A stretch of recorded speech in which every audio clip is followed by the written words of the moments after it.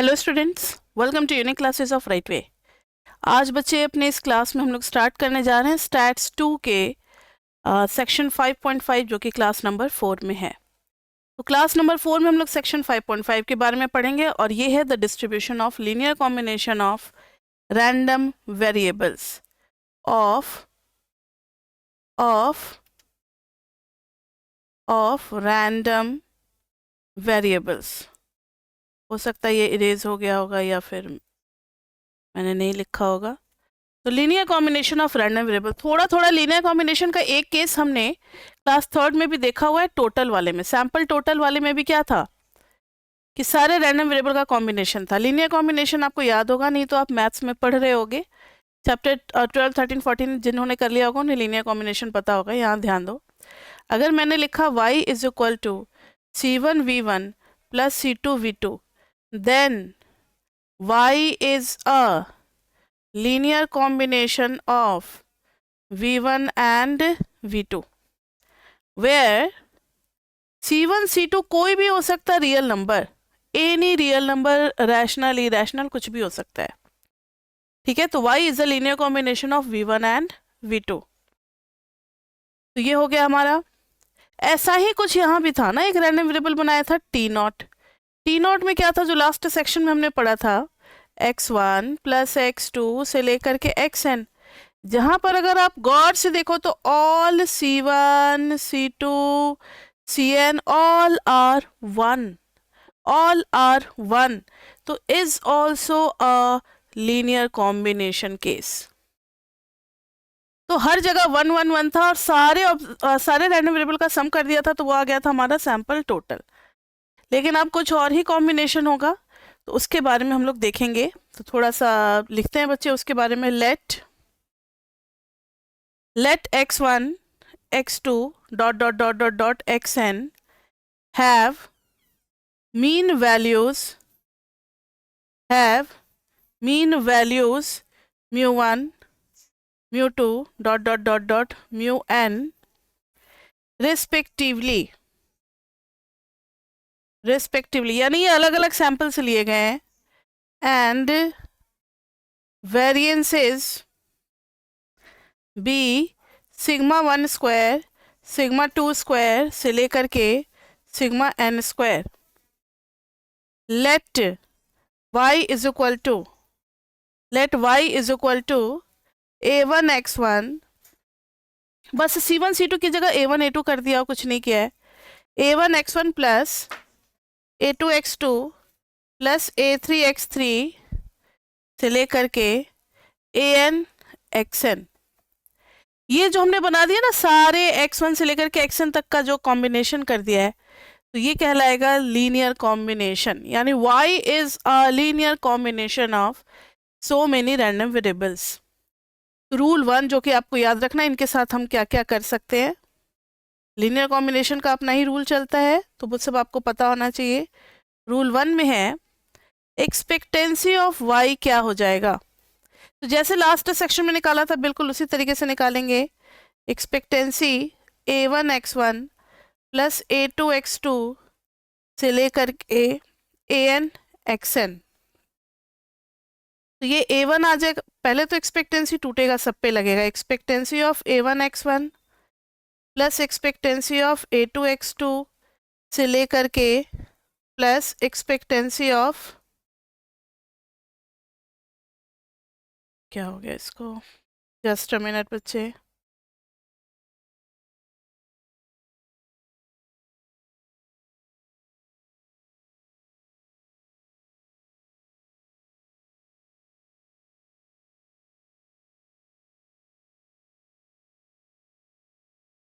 ये सब तो छोटी मोटी टेक्निकल बातें होती ही रहती है ना क्लास में, सबके साथ होता है, तो इसमें तो कोई बात है नहीं। तो ये टूटेगा सब पे। अब फिर आ जाएगा एक्सपेक्टेंसी ऑफ a3 x3 से लेकर के एक्सपेक्टेंसी ऑफ an xn। अब बाहर में आ जाएगा a1 और expectancy of x1 plus a2 expectancy of x2 plus a3 expectancy of x3 plus so on. और फिर आ जाएगा an एक्सपेक्टेंसी ऑफ xn। अब आपको तो पता है ना एक्सपेक्टेड वैल्यूज क्या हो जाएंगी सारी, ऑल आर हैविंग μ1 μ2 μn, इस तरीके से सबकी अलग अलग एक्सपेक्टेड वैल्यूज है।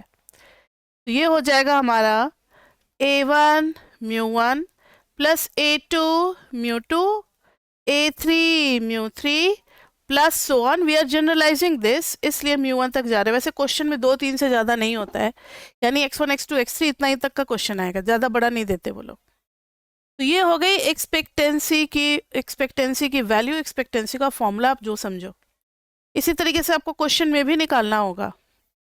तो ये था रूल 1। तो रूल 1 सीधा यूज कर देंगे कि कांस्टेंट बाहर आ जाएगा और सारे पॉपुलेशन मीन आ जाएंगे, सबके हर रैंडम वेरिएबल के अपने अपने पॉपुलेशन मीन आ जाएंगे। ठीक है, अब आते हैं रूल 2 पे। Rule 2 will be obviously about क्या, वेरिएंस। भाई नॉर्मल डिस्ट्रीब्यूशन में अब जब z ऑफ y निकालेंगे, y का जब z निकालेंगे स्टैंडर्ड नॉर्मल वेरिएट, तो y minus expectancy of y by standard division of y करना पड़ेगा ना, तो उसके लिए तो वेरिएंस चाहिए। तो सेकेंड रूल ऑब्वियसली वेरिएंस के बारे में होगा। तो if x1 x2 dot dot dot dot dot xn are independent, independent बोलना जरूरी है, नहीं तो फिर कोवेरिएंस आने लगेगा। इंडिपेंडेंट का क्या रोल है वो हम आपको बताएंगे, वो रूल 3 में क्लियर हो जाएगा, क्योंकि रूल 3 में इंडिपेंडेंट नहीं आएगा। ठीक है, तो इंडिपेंडेंट है, देन वेरिएंस ऑफ y जब आप करोगे तो ये आ जाएगा वेरिएंस ऑफ y की जगह पे a1 x1 plus a2 x2 से लेकर के an xn तक। अब वेरिएंस सब पे अलग अलग टूटेगा, तो variance of a1 x1 plus variance of a2 x2 से लेकर के, तो वेरिएंस ऑफ a2 x2 से लेकर के जाएंगे हम लोग वेरिएंस ऑफ an xn तक। अब देखो, अब यहीं पे कोवेरिएंस वाले सारे टर्म क्या हो गए, 0, नहीं तो फिर 2 इंटू आ जाता सबका कोवेरिएंस। 2 इंटू सारे जितने भी डबल डबल वाले पेयर बनते ना, जितने भी पेयर पॉसिबल होते, फर्स्ट का सेकंड के साथ, फर्स्ट का थर्ड के साथ, सेकंड का थर्ड के साथ, ऐसे बहुत सारे पेयर बन सकते थे। उन सारे पेयर का कोवेरिएंस भी लिखना होता, जो कि हम लोग रूल 3 में लिखेंगे। रूल 2 में अभी हम लोगों ने इंडिपेंडेंट माना है, तो कोवेरिएंस विल बी 0। और वेरिएंस का रूल होता है कि ये a1 स्क्वायर जो है वो बाहर आ जाएगा और variance of x1 plus a2 square बाहर आ जाएगा वेरिएंस ऑफ x2, फिर यहाँ पे आ जाएगा an स्क्वायर और वेरिएंस ऑफ xn। ठीक है, तो ये हो गया वेरिएंस ऑफ y का फॉर्मूला। जब सारे रैंडम वेरिएबल जो है वो आपस में इंडिपेंडेंट होंगे तब की बात हो रही है। क्लियर बच्चे? रूल 3, जब इंडिपेंडेंट नहीं होंगे तब की बात हो रही है। तो if x1 x2 dot dot dot dot dot xn are dependent, then variance of a1 x1 plus a2 x2 से लेकर के an xn is equal to, अब आ जाएगा सारे का डबल, मतलब पेयर वाला होगा, डबल समेशन हम लोग यूज करेंगे। पेयर वाला बोले तो x1 का खुद x1 के साथ, जो कि हो जाता है वेरिएंस, x1 का x2 के साथ, उसको हम लोग कोवेरिएंस के नाम से जानते हैं। मतलब हर वेरिएबल का खुद के साथ डिफरेंस और सबके साथ होगा, मतलब x1 का सबके साथ डिफरेंस होगा, तो वो जो सेम वाला होगा वो वेरिएंस बन जाएगा। नहीं आ रही बात समझ में? ध्यान से देखो, अभी थोड़ा सा आपको रफ वर्क करके बताते हैं। जैसे x1 x2 x3 फिर x4 सो ऑन है। अगर आप इनका खुद में देखोगे, जैसे कोवेरिएंस वगैरह निकालते हैं खुद के साथ, तो x1 का x1 के साथ देखोगे, फिर x1 का x2 के साथ देखोगे, अभी हम लोग x1 के साथ कर रहे हैं, x1 का x3 के साथ देखोगे, कोवेरिएंस की बात हो रही है, कोवेरिएंस ऑफ x1 और xi तो चेंज हो रहा है ना, x1 का x4 के साथ देखोगे, अभी जो है ना x1 और x1, सॉरी ये x1 था ना, ये हो जाता है वेरिएंस ऑफ x1 और बाकी सब जो है वो कोवेरिएंस हो जाएगा, यानी covariance of x1 x2 covariance of x1 x3। तो ये समझाना चाह रहे हैं कि जब सेम वेरिएबल का एक दूसरे के साथ आता है जब प्रोसेस पूरा वेरिएंस निकालने का होता है कोवेरिएंस का, तो covariance of a variable with itself it becomes variance. तो कोवेरिएंस और वेरिएंस कुछ अलग नहीं है, ध्यान से देखना। कोवेरिएंस वेरिएंस में तब बदल जाता है जब दोनों वेरिएबल सेम होंगे, जब दोनों वेरिएबल डिफरेंट होंगे तो फिर कोवेरिएंस ही होगा, वहां हम लोग वेरिएंस वर्ड नहीं यूज कर सकते। क्या मतलब हुआ, जब x1 का x2 के साथ पेयर करके आप कोवेरिएंस निकालोगे तो वेरिएंस हम लोग नहीं यूज करेंगे, we will use covariance between x1 and x2। उसी तरीके से अभी जैसे x1 के साथ हुआ है वैसे ही x2 के साथ होगा। जब x2 के साथ होगा तो x2 वाला क्या हो जाएगा, वेरिएंस ऑफ x2, बाकी सब कोवेरिएंस ऑफ x1 x2, यहाँ भी कोवेरिएंस ऑफ x1 x2 था ना, तो x2 x3, x2 का सबके साथ हो रहा है, x2 x3 like this way. तो अब आप समझ गए हो कि वेरिएंस सबका एक एक बार आना ही आना है। तो लिखेंगे तो ऐसे लिख देंगे डबल समेशन AI AJ, और कोवेरिएंस लिखने में अब कोई हर्जा नहीं है क्योंकि जो कोवेरिएंस सेम के साथ होगा वो अपने आप वेरिएंस में बदल जाएगा। तो J is equal to 1 to n, I is equal to 1 to n। ठीक है, वेयर कोवेरिएंस का फॉर्मूला आपको याद है, कोवेरिएंस ऑफ x1 x2 का ये पढ़ चुके हो आप लोग 5.2 में I think. Expectancy of x1 into x2 minus expectancy of x1 into expectancy of x2, याद आ गया होगा। तो ये इतना रूल है, 3 रूल आपको लीनियर कॉम्बिनेशन में याद रखना है, उसके बाद से अब हम लोग क्वेश्चन कर सकते हैं। रूल आ गया समझ में? तो चलो बढ़ते हैं। नहीं समझ में आया तो एक बार और वीडियो को बैक करके आप फिर से दोबारा देख लो, 2 बार 3 बार देख लो, जब तक समझ में ना आए तब तक एग्जाम्पल पे नहीं बढ़ सकते। 5.29 आप अपना अपना रीडिंग निकाल लें और उसमें पढ़े जरा। A gas station sells 3 grades of gasoline. Gasoline जो होता है वो वही पेट्रोलियम प्रोडक्ट्स होता है, उसको बोलते हैं gasoline. Regular, extra and super, 3 type का गैसोलीन सेल हो रहा है बच्चे, regular, extra and super. These are priced at $3, $3.20 and $3.40 per gallon. These are priced at $3, 3.2 and 3.40 per gallon. तो देखो हमारे पास 3 टाइप के हैं, एक है रेगुलर, एक है एक्स्ट्रा और एक है सुपर, 3 है। तीनों का प्राइस दिया हुआ है। These are priced at $3, फिर है $3.20, फिर है $3.40 पर गैलन रिस्पेक्टिवली। अब है let x1 x2 x3 denote the amount of these grades purchased on a particular day. मतलब रैंडम वेरिएबल आ गया, x1 x2 x3 किसी दिन परचेज हुआ है, so these are quantities. Regular का x1 लीटर, लीटर है या गैलन है, गैलन, गैलन है ना, x1 x2 x3 amount of these grades purchased in gallons, gallon bracket में लिखा हुआ है आप देखोगे तो। तो x1 गैलन जो है वो रेगुलर का परचेज किया गया है, x2 गैलन एक्स्ट्रा का परचेज किया गया है, x3 गैलन सुपर का परचेज किया गया है। आगे आर इंडिपेंडेंट, चलो इंडिपेंडेंट है तो रूल 2 से वेरिएंस निकालेंगे, साफ साफ इंडिपेंडेंट लिख दिया है। विथ μ1, μ1 है 1000, μ2 है 500, μ3 है 300।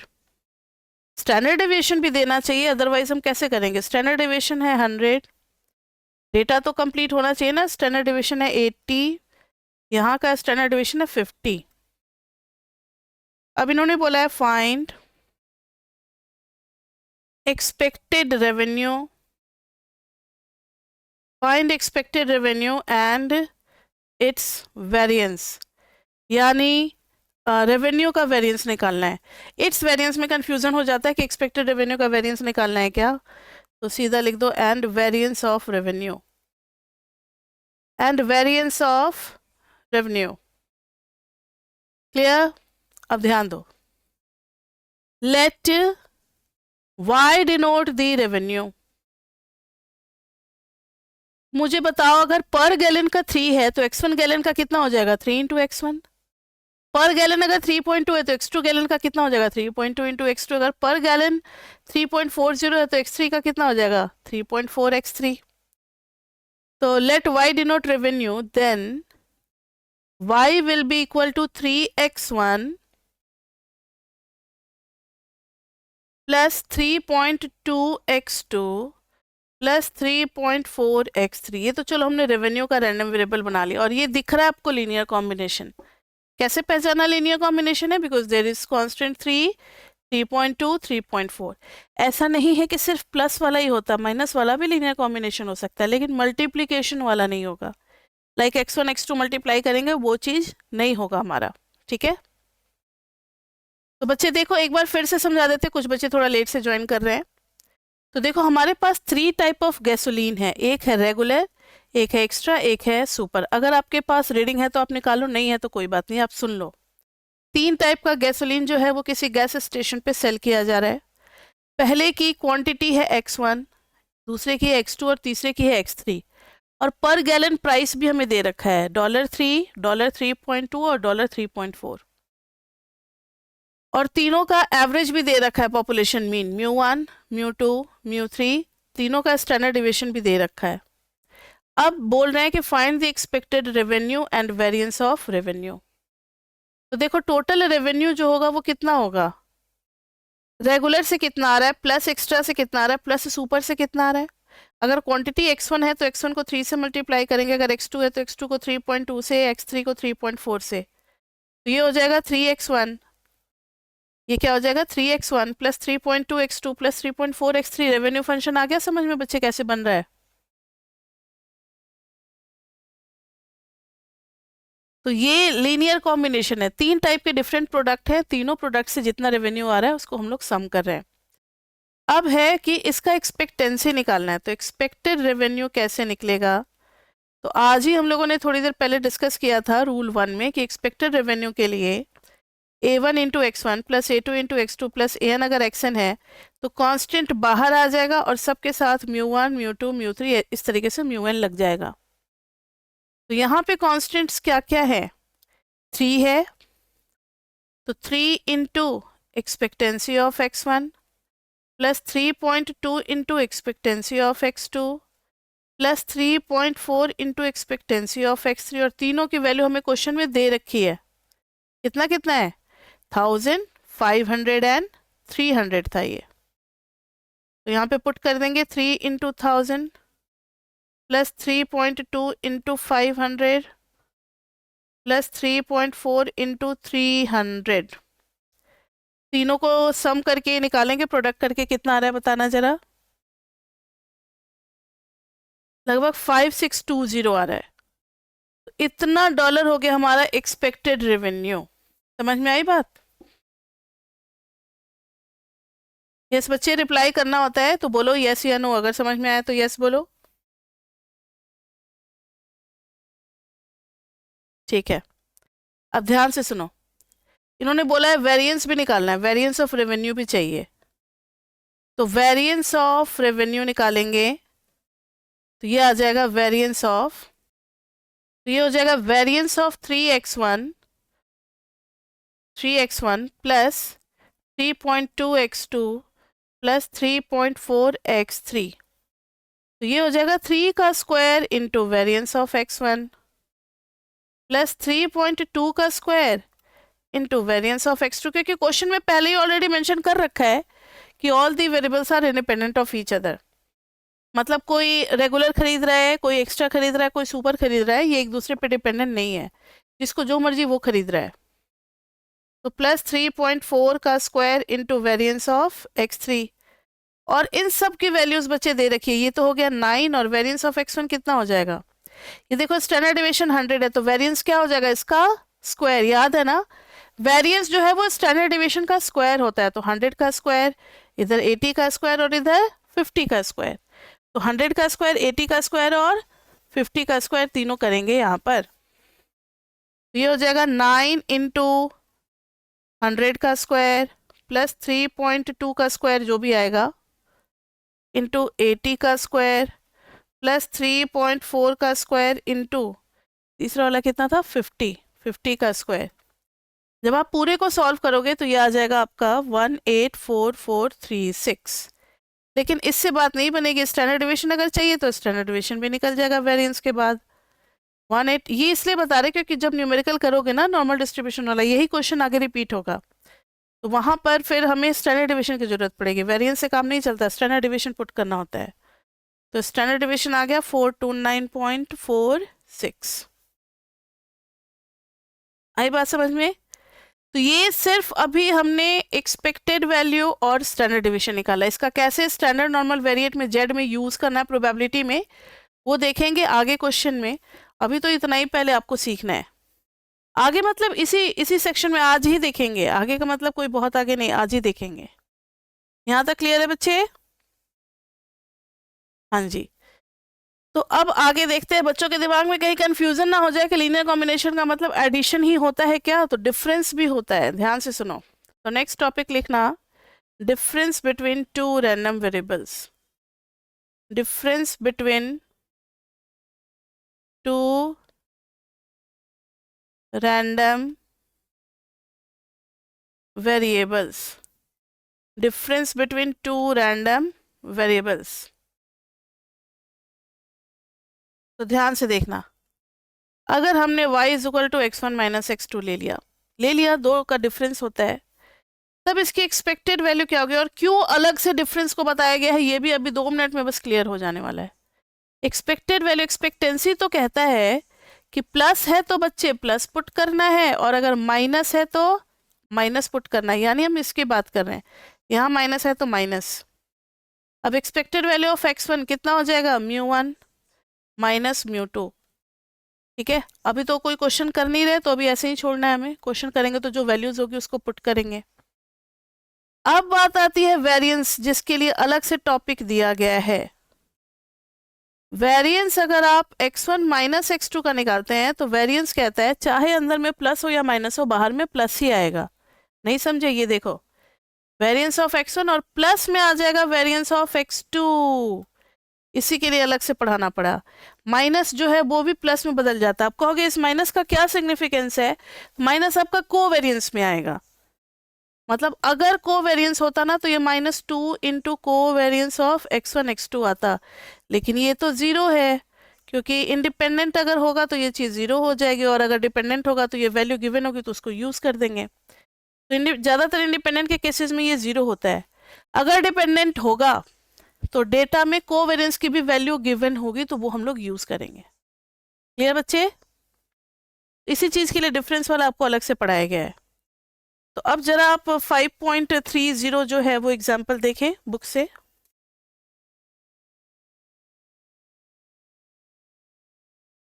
Example 5.30, a certain automobile manufacturer equips a particular model with either a 6-cylinder engine or a 4-cylinder engine। मतलब 6-cylinder engine है या फिर 4-cylinder engine है।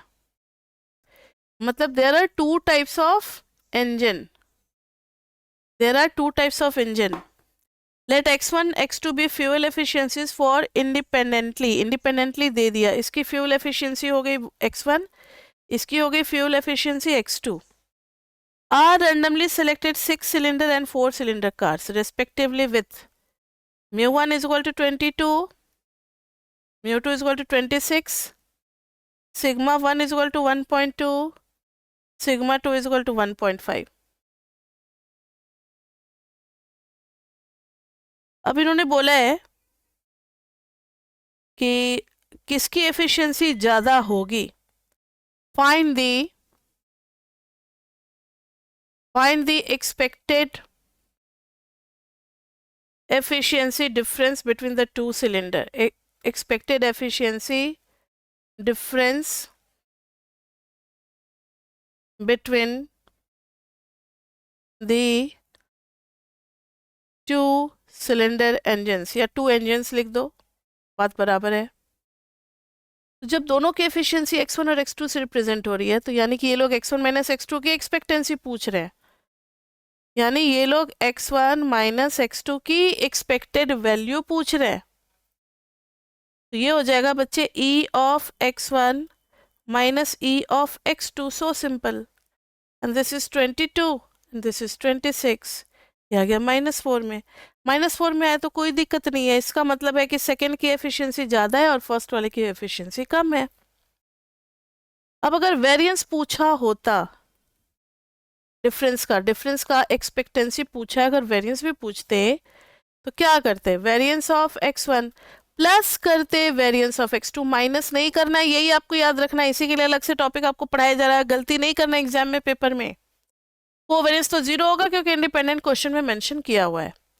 अब variance of x1 is just 1.2 का स्क्वायर, ये रहा, और इसका स्क्वायर हो जाएगा वेरिएंस ऑफ x2, तो प्लस 1.5 का स्क्वायर, दोनों का सम करेंगे तो ये आ जाएगा अपना 3.69, और sigma of x1 minus x2 कितना आ जाएगा, तो root under variance of x1 minus x2, ये आ जाएगा रूट अंडर 3.69, वैल्यू निकालोगे 1.92, ये हो गया। अब अगर कोई स्टूडेंट चाहे तो, ये तो लिखा नहीं है ना कि किसका किसके साथ डिफरेंस लेना है, अगर कोई expectancy of x2 minus x1 ही कर दे तो भी डिफरेंस है, तो ये आ जाएगा +4, लेकिन variance of x2 minus x1 फिर भी उतना ही रहेगा, 3.69 ही रहेगा, क्योंकि प्लस करना है। समझ में आ रही है बात? तो डिफरेंस में आप कुछ भी ले सकते हो, a माइनस बी भी ले सकते हो और b माइनस ए भी ले सकते हो। तो ये था हमारा difference between two random variables. अब है एक क्वेश्चन प्रोबेबिलिटी का करेंगे, जो कि नॉर्मल डिस्ट्रीब्यूशन पे बेस्ड है। वही गैसोलीन वाला जो मैंने कहा था ना कि आगे करेंगे, वही गैसोलीन वाला अब उसकी बारी आ गई। तो लिखना, case of normal random variable,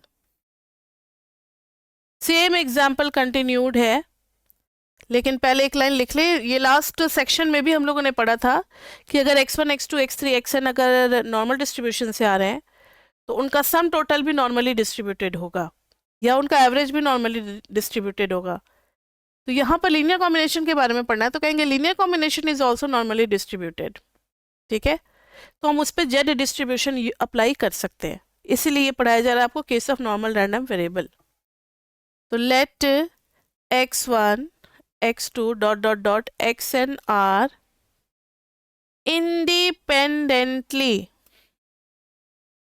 independently normally distributed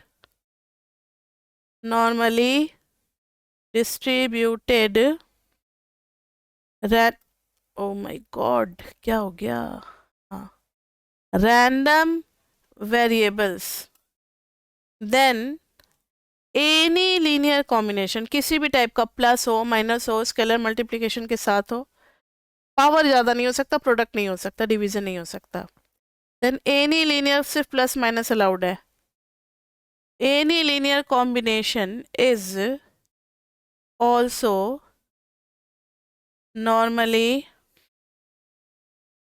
distributed random variable. ठीक है, अब इसी के ऊपर बेस्ड एग्जाम्पल 5.31 जो कि कॉन्टिन्यूड है 5.29 का, वही गैसोलीन वाला एग्जाम्पल, उसी को कंटिन्यू कर रहे हैं। द टोटल रेवेन्यू वही सेम है, गैसोलीन में फिर से बना लोगे आप, पूरा क्वेश्चन क्या होगा वही था, रेगुलर,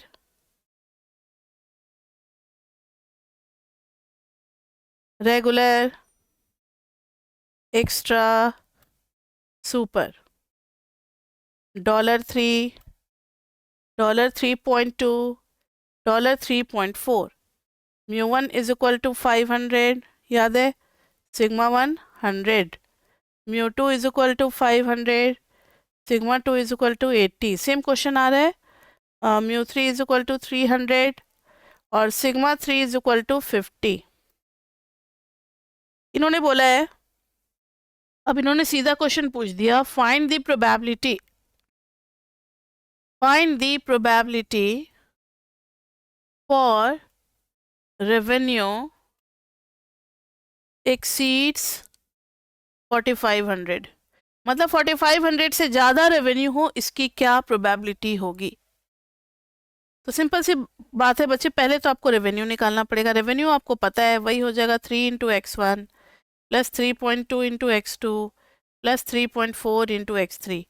फिर आप एक्सपेक्टेड रेवेन्यू निकालोगे तो 3 into μ1 plus 3.2 into μ2 plus 3.4 into μ3। ये सब हम लोग निकाल चुके हैं, तो लास्ट वैल्यू हम लोग यूज़ कर सकते हैं जब इतनी मेहनत किए हैं। तो दैट इज 5620, 5620।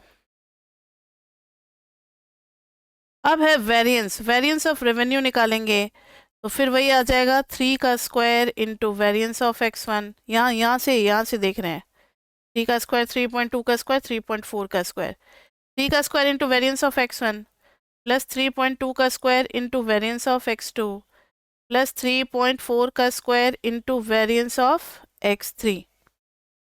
ये आ गया 9 इंटू फर्स्ट वाले का वेरिएंस कितना है 100 का स्क्वायर प्लस 3.2 का स्क्वायर इंटू 80 का स्क्वायर प्लस 3.4 का स्क्वायर इंटू 50 का square.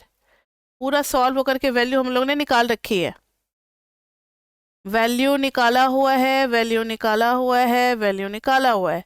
Variance is 184436 and this is standard division is 429.46। तो वेरिएंस इज 184436 और स्टैंडर्ड डिवीजन ऑफ रेवेन्यू निकालेंगे तो दैट विल बी 429.46। ठीक है। अब इन्होंने बोला है कि probability for revenue greater than 4500 exceeds 4500 यानी 4500 से ज़्यादा, तो that will be probability for Z greater than Z1 where Z1 किसके लिए निकलेगा, where Z1 is equal to 4500 हो गई रेवेन्यू की value minus expected value of revenue और अपॉन में आ जाएगा स्टैंडर्ड डिविएशन ऑफ रेवेन्यू। तो Z1 की वैल्यू आ जाएगी 4500 minus expected value of revenue is how much 5620 upon a standard deviation of revenue डालेंगे that is 429.46। तो ये Z1 की वैल्यू कितनी आ जाएगी, Z1 की वैल्यू आ जाएगी आपकी माइनस में आएगा 2.61। अब देखो जरा, माइनस में आएगा माइनस में आएगा 2.61। तो हमें इसके राइट में जाना है, हमें क्या करना है, एक्सीड्स का है ना, तो राइट का केस निकालना है। राइट का केस निकालने के लिए आपको पता है कि प्रोबेबिलिटी जब हम लोग निकालेंगे revenue greater than 4500 that will be equal to probability for Z greater than -2.61 और ये हो जाएगा 1 - 5 ऑफ -2.61। अब आज की क्लास में तो टेबल लेकर के बैठे हो ना, लास्ट क्लास में तो टेबल नहीं था आपके पास नॉर्मल डिस्ट्रीब्यूशन का, लेकिन आज अगर टेबल है तो टेबल से देख करके आप लोग वैल्यू बताओ मुझे कितनी आ रही है। -2.6 के 0.01 में देखना है, नेगेटिव मतलब लेफ्ट वाला पार्ट देखना है। 0.0045 यस, तो ये आ जाएगा हमारा 0.9955। ठीक है, तो ये हो गया हमारा क्वेश्चन। मतलब प्रोबेबिलिटी में भी अप्लाई कर सकते हैं हम लोग, प्रोबेबिलिटी में भी अप्लाई कर सकते हैं। अब एक चीज इन्होंने नोट में बता रखा है कि ऐसे तो अलग अलग तो CLT लगाना पॉसिबल है, लेकिन CLT जनरलाइज कर सकते हैं क्या कॉम्बिनेशन के लिए भी। तो CLT can be generalise to certain linear combination if n is large and no individual term is likely to contribute too much to overall value, then y is a normal distribution। मतलब n अगर large हो, अगर तीनों का sample size अगर 30 से ज़्यादा हो तो फिर हम लोग वहाँ भी क्या यूज़ कर सकते हैं, नॉर्मल डिस्ट्रीब्यूशन। तो CLT can be also generalised. तो अगर आपको कभी दिख जाए इस तरीके से कि सैंपल साइज ज़्यादा लिया गया है 30 से ज़्यादा, तो वहाँ हम लोग CLT लगा सकते हैं। समझ में आई बात? Yes ma'am. अब एक लास्ट टॉपिक रह गया प्रूव करने को, तो थोड़ा उसको ध्यान से देखेंगे। To prove first expectancy of A1 x1 plus A2 x2 is equal to A1 into expectancy. ये तो पता है ना हम लोगों को लीनियर कॉम्बिनेशन से, लेकिन आज प्रूफ करेंगे हम लोग कॉन्टिन्यूअस रैंडम वेरिएबल से लेकर के इंटीग्रेशन के हेल्प से। तो पहला पार्ट ये प्रूफ करना है, और दूसरा पार्ट है variance of A1 x1 plus A2 x2 is equal to A1 का square variance of x1 plus A2 का square into variance of x2, और प्लस आ जाएगा 2, क्योंकि इंडिपेंडेंट वगैरह तो कुछ दिया नहीं है, तो 2 A1 A2 को वेरिएंस ऑफ x1 x2। दोनों बातें प्रूव करनी है, तो चलो देखते हैं। सबसे पहले हम लोग को x1 x2 को दो रैंडम वेरिएबल लेना पड़ेगा। Let x1 x2 be two random variables and f x1 x2 be their joint PDF, जैसे हम लोग उसमें करते थे ना 5.1 में, वैसा ही जॉइंट PDF।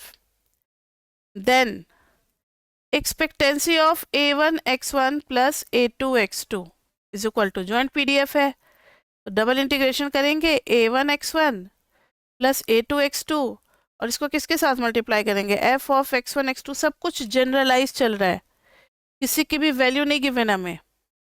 और यहाँ x1 की वैल्यू हो गई माइनस इन्फिनिटी से इन्फिनिटी, यहाँ x2 की वैल्यू हो गई माइनस इन्फिनिटी से इन्फिनिटी। ये तो सबको पता है ना कि अंदर में जब x1 लिखते हैं तो ये x1 की लिमिट होती है, बाहर में जब x2 लिखते हैं तो ये x2 की लिमिट होती है, सबको पता है। अब ध्यान से सुनो, अब ये टूटेगा, ये लीनियर कॉम्बिनेशन है तो ये दो पार्ट में टूटेगा। तो डबल इंटीग्रेशन में आ जाएगा A1 x1 f of x1 x2 dx1 dx2 same to same minus infinity से इन्फिनिटी माइनस इन्फिनिटी से infinity plus double integration A2 x2 f of x1 x2 dx1 dx2 minus infinity से infinity minus infinity से infinity. अब देखो, थोड़ा सा आपको ध्यान क्या देना है कि यहाँ पर है x1 और ये है जॉइंट वाला। अगर हम इसको और dx2 के साथ अगर इंटीग्रेट कर दें, मतलब इंटीग्रेशन को इंटरचेंज कर सकते हैं, dx dy या dy dx बात बराबर आएगा।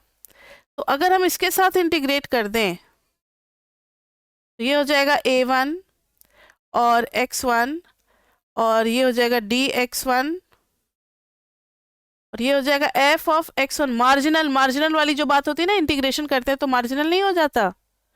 चलो इसको थोड़ा सा ऐसे बता देते हैं, ये अंदर अंदर चल रहा है,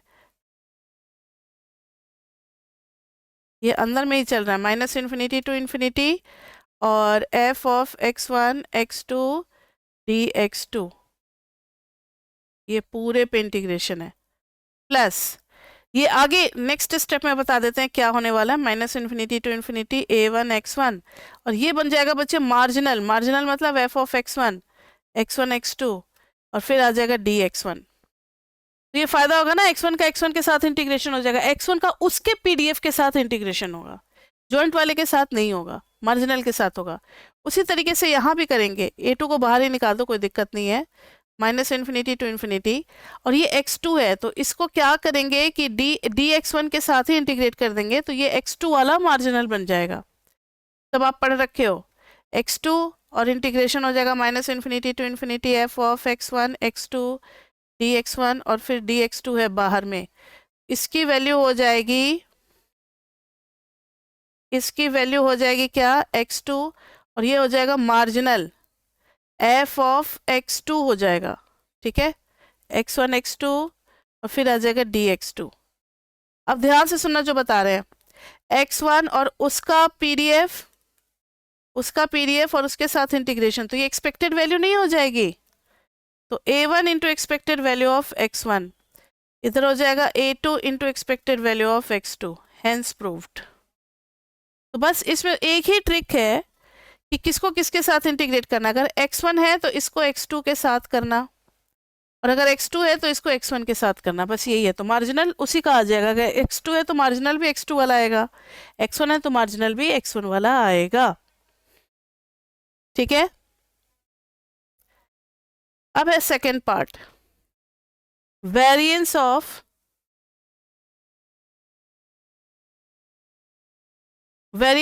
a1 x1 plus a2 x2 is equal to expected value a1 x1 plus a2 x2 minus फिर उसकी expected value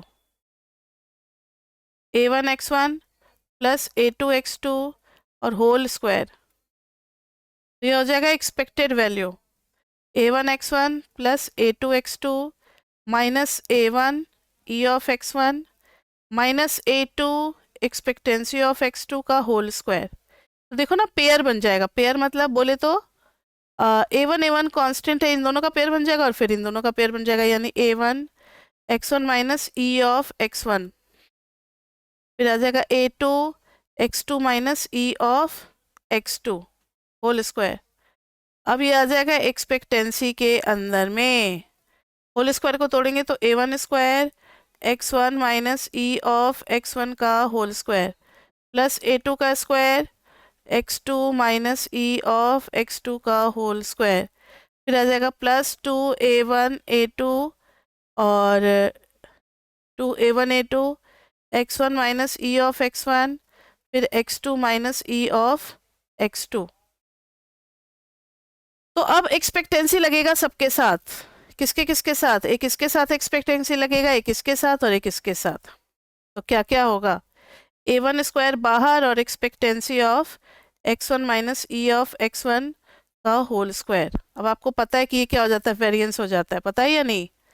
e2 square expectancy of x2 minus expectancy of x2 और फिर इसका whole square plus 2a1 a2 बाहर में expectancy of x1 minus e of x1 x2 minus e of x2, ये हो जाएगा a1 स्क्वायर और ये हो जाएगा वेरिएंस ऑफ x1। क्या हो जाता है, variance of x1 plus a2 square variance of x2 plus 2a1 a2, और ये हो जाएगा बच्चे, जब दो का प्रोडक्ट का एक्सपेक्टेंसी देखते हैं तो ये हो जाता है को वेरिएंस ऑफ x1 x2। हो नहीं गया प्रूफ, यही तो प्रूफ करना था हम लोगों को। देखो कहाँ गया, ये देखो a1 square variance a2 square variance और 2a1 a2 को वेरिएंस, तो प्रूफ हो गया हमारा। क्लियर बच्चे। तो ये था हमारा चैप्टर 5 का कॉन्सेप्ट। अब कॉन्सेप्ट्स तो सारे हो गए, अब आपको चैप्टर 5 के मिलेंगे असाइनमेंट और पीपी। चैप्टर 5 का असाइनमेंट और पीपी में क्या है, कई बार बच्चे जो है वो मैसेज करके पूछते हैं या वो परेशान होते हैं, तो हम पहले ही बता दें कि चैप्टर 5 को बाद में इन्होंने अलग किया है, और जो बहुत सारे पुराने क्वेश्चंस है ना उसमें चैप्टर 5 में एक साथ आता था, इसलिए आपको जो भी क्वेश्चन मिलेगा 10 ईयर में पीपी में, असाइनमेंट में तो मैंने अलग अलग कर दिया है, लेकिन पीपी में जो मिलेगा वो ज़्यादातर आपको फर्स्ट सेक्शन का भी मिलेगा। तो आप पहचान जाना कि फर्स्ट सेक्शन का कौन सा और सेकंड सेक्शन का कौन सा है, सेकंड सेमेस्टर का कौन सा है। सेकंड सेमेस्टर वाले में लीनियर कॉम्बिनेशन होगा, सम या सैम्पलिंग वाले होंगे। ठीक है, पीडीएफ नहीं निकालना, सीडीएफ नहीं निकालना, ऐसे जो भी क्वेश्चन आपको मिलेंगे find the PDF find the CDF, वो सब आपको नहीं करना। ओके बच्चे, तो ये था हमारा चैप्टर 5 में, और अब मिलते हैं फिर हम लोग असाइनमेंट और पीपी के साथ। और आपको जैसा भी लगे, आप अपना नंबर है ही आपके पास 9311377321, MME2 की भी क्लास लग रही है, मैक्रो की भी क्लास लग रही है, आप वहाँ पे एक अच्छा पैकेज ज्वाइन कर सकते हो, तो आप वहाँ पे बात कर सकते हो। अभी तक के लिए इतना ही, फिर मिलते हैं हम लोग नेक्स्ट क्लास में। Till then bye bye bye bye.